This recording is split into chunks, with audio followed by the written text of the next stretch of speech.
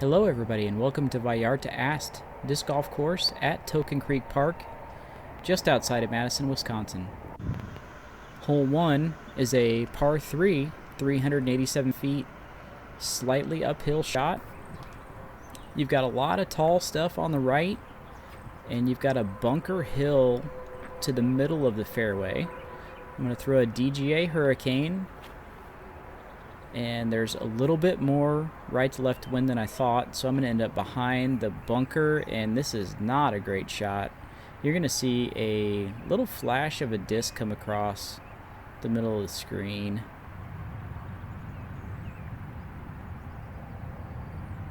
And that's going to put me just about 16 or 17 feet away, a little shorter than I would like on the first hole. I'm able to go ahead and convert the par. So hole 2 is 450 feet, pretty flat, but there's a line of trees about 380 feet out, so you really want to get past that so you can get a look at the basket. Again, going with the Shasta Chris Hurricane Tour Series Hurricane. This one's pretty overstable, so you can see I get a little bit right turn on it and it flexes back. I get past those two big trees out in the middle of the fairway. I'm left with about 70-ish to the pin. This is pretty much the extent of my jump putt range. I just put it underneath the basket and tap it in for a par. So hole 3 is 275 feet. It's a slight left to right over the crest of a hill. I'm going to throw a 2019 Michael Johansson ESP Hurricane, Comet. Threw Hurricanes on the first 2 holes. I'll throw a Comet on this hole. And the Comet does what the Comet does, and it holds the line all the way over. And you're going to see where I'm putting from. It was a decent ace run. So, easy birdie. We're going to go to -1 after 3. Hole 4 is 255 downhill. The pin is kind of inside of the... You can see the 2 guardian pine trees there. It's kind of right in the middle of that. I'm going to throw a DGA steady, D-line. And you never really see this shot because it doesn't come back left. It hangs out right in the wind. And I've got about a 30-footer, but I have a branch in my way, so I have to kind of go up and over that branch. Not the greatest stance in the world. I gave it a bid, didn't convert, so we're going to tap in for par and move on to the next hole. Hole 5 is a big 535-foot hole. This one I'm just trying to get out. You can see the bushes, how they come out from the right side. I'm trying to get around that into the fairway just so I can get a straight look at the basket. I've got a DGA Sparkle Hurricane, and that actually panned out really nicely, and it put me in a good spot. So I'm going to try and shoot this right gap to get up by the pin. It's kind of hard to see it. It's underneath the trees. So I've got a X Comet, and I really did not hit the gap. Pretty disappointing. So there you can see the pin, and I'm just going to chip up with a putter. I kind of tried to make it, so I have about 16 feet left. This is really not the kind of look you want for a 4 on this hole. And that's what I'm thinking, and the mosquitoes are thinking I taste pretty good. And I do not have the concentration to put it in the basket on the first shot, so I'm tapping in for a double bogey. So I'm at +1 right now, going into 6. And it rained this morning. You can see the tee pads are kind of wet, so the tree on the left is hanging down a little bit on hole 6. And you have to throw under the tree, up the hill, turnover. and the shot was okay, but it clipped a little branch, and I'm left with about 28 or 29 feet up to this first tier. It's not the kind of look you want on a hole you should birdie, and I airballed it. I tapped in for par, so we're on to the next hole. Hole 7 is 275, and the pin is on the right side. You can see where the fence line ends. There's a big tree that kind of guards that side. So I'm going to take a crystal drone and try and go right to left around it. And I did not get enough on it. I don't clear the tree on the back side. So I've got about 45 or 50 feet. There's a drop off right behind the pin where there's a small rock wall. I do not want to go for this, and I just lay up, tap in for par, and we're on to the next hole. Hole 8. Didn't catch the distance on this, but I think it's about 245 or 250. I'm going to throw a DGA squall on the left side of that one tree that divides the fairway. I really honestly could not have thrown that much better than what I did. It is not parked, but it's pretty darn close. So we're just going to tap in for a 2, get back to even at this point, and on to hole 9, which is 277 downhill, left to right shot.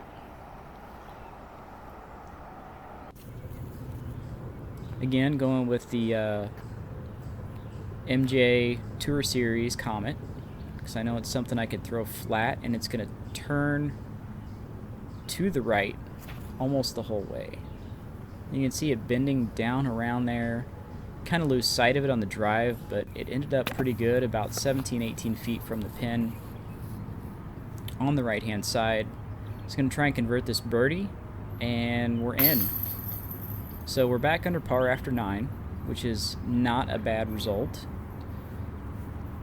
Hole 10 is a long boy, 394, and there's a pretty decent right to left wind here, so a lot of times I'll throw a flex shot down the middle, but with the wind, I'm going to end up throwing a big hyzer out to the right.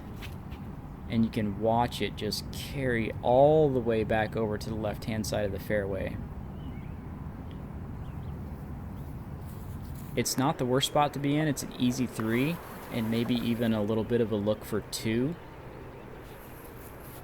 But it's a long look for 2, for sure. And I've got to hit this little gap between the trees.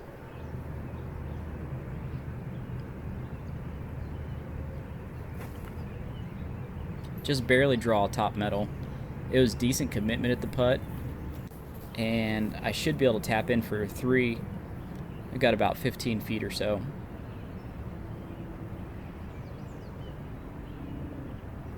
If anybody's curious what I'm putting with, it's the Matt Bell DGA Rubber Blend Steady.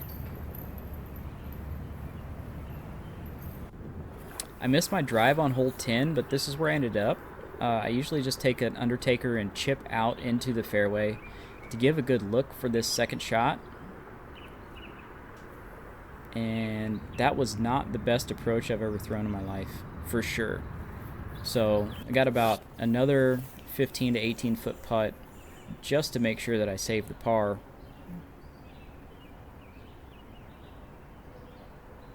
But we're making putts today, so that's a plus. Might not be getting a lot of 2s, but we're making putts.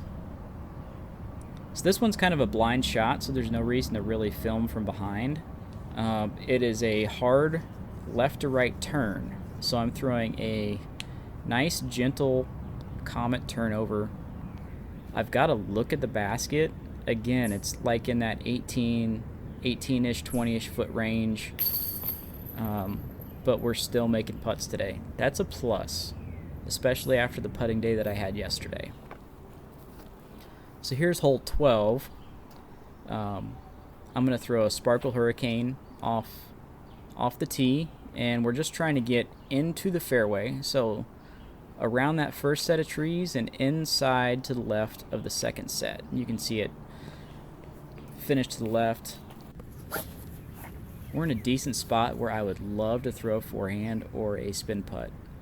I decide on neither because I'm not throwing forehands right now, and I throw a terrible chip shot up. I still have, like, again, it's like that 18 to 20 foot range where I just can't seem to not get in this round. But again, it's like I'm getting in that range where I have to make the putts, and I'm making them for the most part.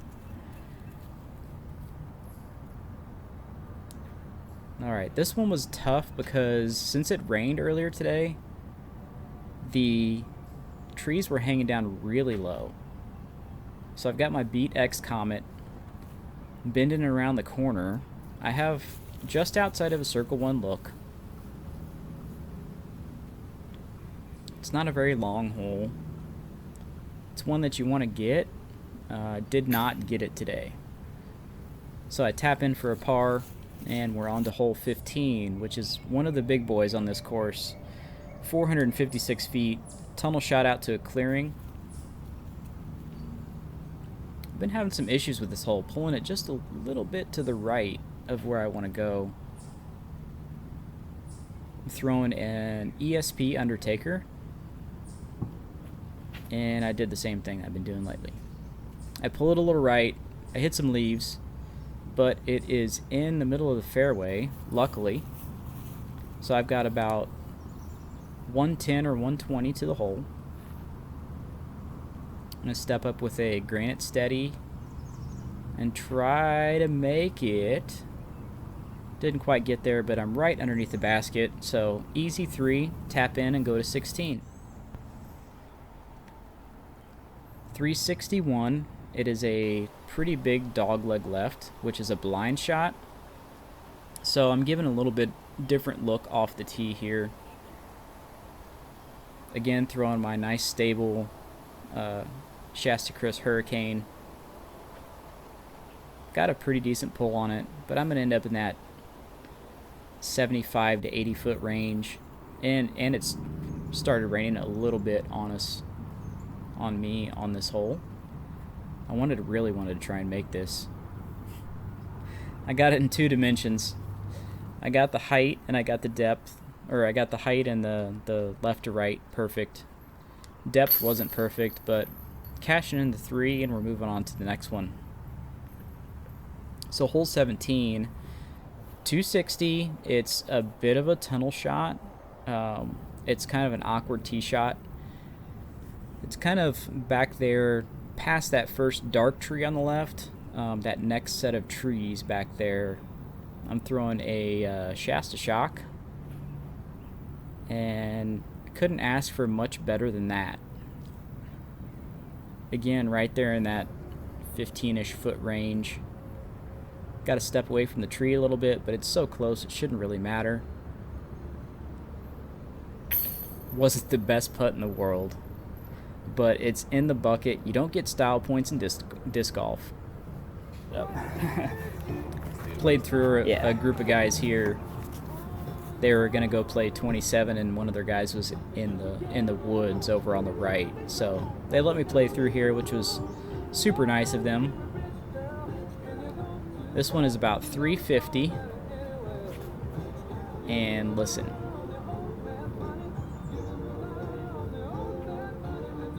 I got chains and the top rim of the basket and did not get it to go in. And this is really poorly framed up for the last hole, but you can still see what's going on. The business end, putting the 2 in, even though that bounced about 27 or 28 feet away. So we end up at -4, long to red, which isn't bad at all.